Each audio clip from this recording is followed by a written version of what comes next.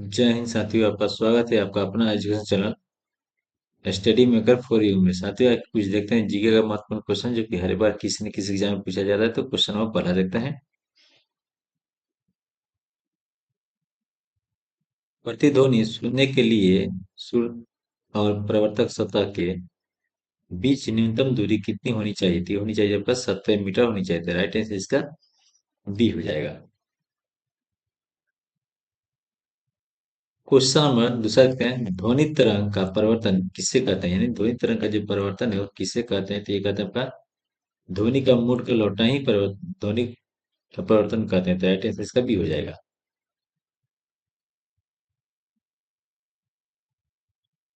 Question number तीसरा देखते हैं, मानव कान प्रतिध्वनि को तभी सुन सकता है जब दोनों ध्वनियों के बीच कम से कम कितनी समय हो, तभी हो जाएगा आपका 1.1 सेकेंड हो। तो राइट आंसर इसका बी हो जाएगा। क्वेश्चन नंबर चार देखते हैं, किस माध्यम में ध्वनि का वेग सर्वाधिक होता है? यानी किस माध्यम में ध्वनि का जो वेग है वो सर्वाधिक होता है? तो ये होता है आपका ठोस में। तो राइट आंसर इसका सी हो जाएगा। क्वेश्चन नंबर 5 देते हैं, जिस प्रक्रिया में ध्वनि कई बार परिवर्तित होकर सुनाई देती है उसे क्या कहते हैं? तो उसे कहते हैं प्रतिध्वनि कहते हैं। राइट आंसर इसका इसका ही हो जाएगा। क्वेश्चन नंबर छठा देखते हैं, ध्वनि सुनने के लिए सामान्यतः वायु में ध्वनि का वेग कितनी माना जाता है? तो ये माना जाता है आपका 332 मीटर प्रति सेकेंड माना जाता है। तो राइट आंसर इसका सी हो जाएगा। क्वेश्चन नंबर 7 देखते हैं, बड़े सभागारों में ध्वनि की गुणवत्ता सुधारने के लिए किस सामग्री का उपयोग किया जाता है? किस सामग्री का प्रयोग किया जाता है? तो ये किया जाता है आपका फोम या फाइबर का। था राइट आंसर इसका बी हो जाएगा।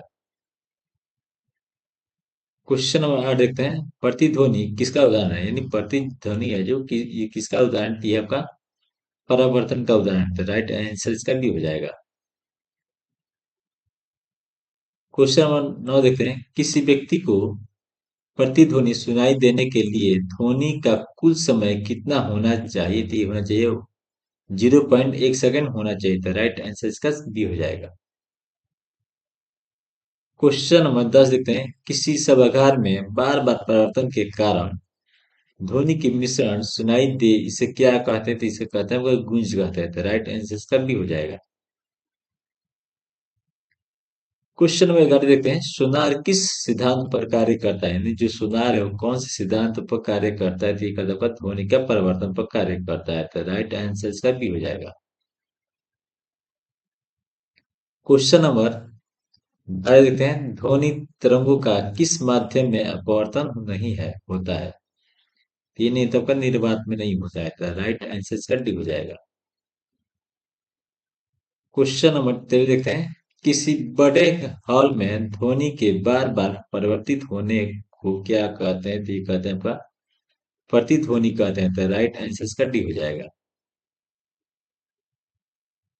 क्वेश्चन नंबर 14 देखते हैं, अनुवाद किस पर निर्भर करता है? यानी अनुवाद जो है किस पर निर्भर करता है? तो ये कहते हैं आपका आवृत्ति पर करता है। तो राइट आंसर इसका ये हो जाएगा। क्वेश्चन नंबर 15 देखते हैं, एक सभागार में ध्वनि का सातत्य किस कारण होता है? तो ये होता है आपका परिवर्तन के कारण होता है। तो राइट आंसर इसका भी हो जाएगा। क्वेश्चन नंबर 16 लिखते हैं, मनुष्य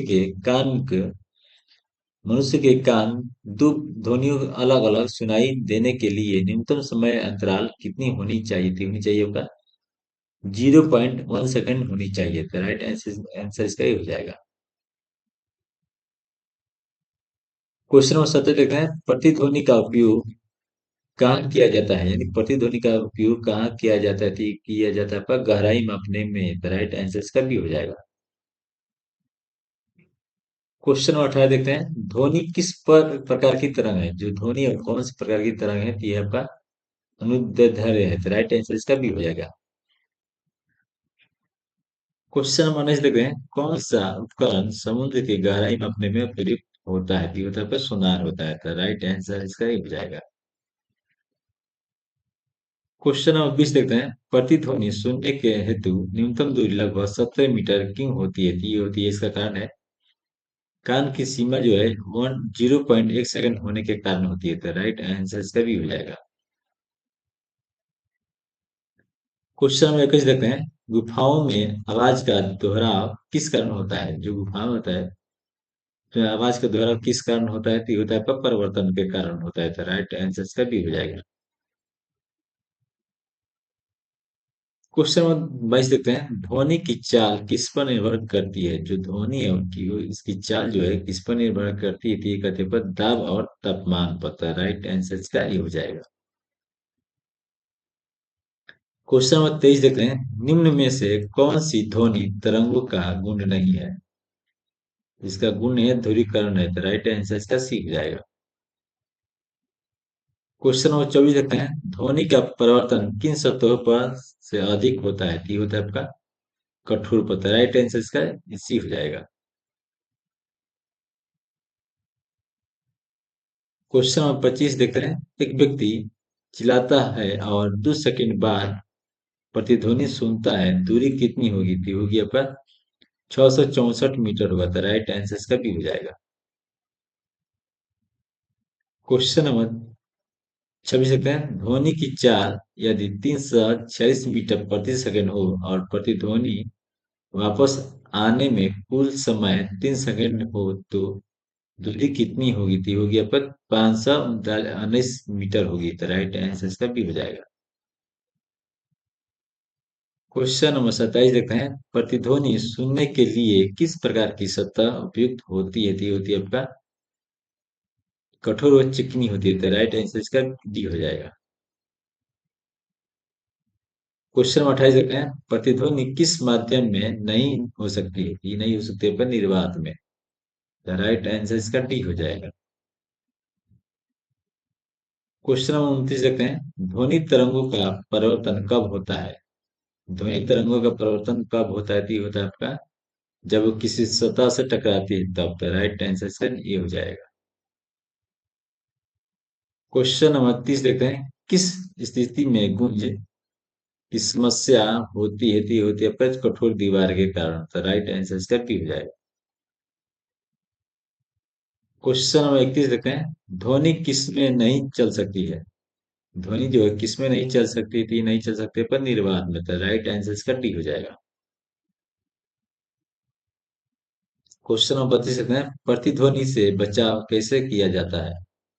तो प्रतिध्वनि से बचाव कैसे किया जाता है? तो ये किया जाता है आपका फोम और कॉटन लगाकर, तो राइट आंसर इसका बी हो जाएगा।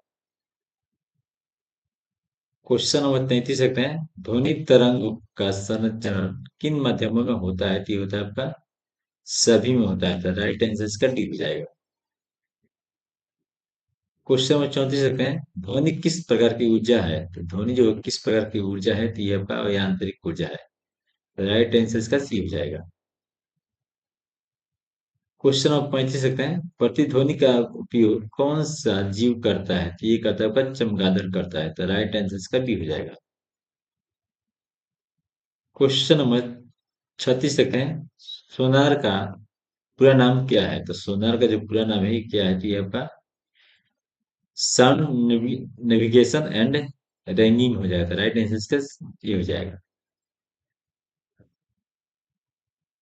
क्वेश्चन नंबर 37 कहते हैं। समुद्र में जहाज की स्थिति का पता कैसे लगाया जाता है? ये लगाया जाता है आपका सोनार, राइट आंसर इसका बी हो जाएगा। क्वेश्चन नंबर 38 कहते हैं। किसी सतह से ध्वनि बार बार परिवर्तन कैसे करते हैं? ये कहते हैं आपका गूंज से, राइट आंसर इसका बी हो जाएगा। क्वेश्चन नंबर 29 गूंज कम करने के लिए क्या किया जाता है? यानी गूंज कम करने के लिए क्या किया जाता है? तो ये किया जाता है आपका स्पंज और फोम लगाया जाता है, तो राइट आंसर इसका बी हो जाएगा। क्वेश्चन नंबर 40 कहते हैं। प्रतिध्वनि सुनने के हेतु कौन सी शर्त आवश्यक है? तो ये आपका दूरी 70 मीटर से अधिक हो, राइट आंसर इसका बी हो जाएगा। तो वीडियो कैसा लगा कमेंट कीजिए और चैनल को सब्सक्राइब कीजिए। जय हिंद।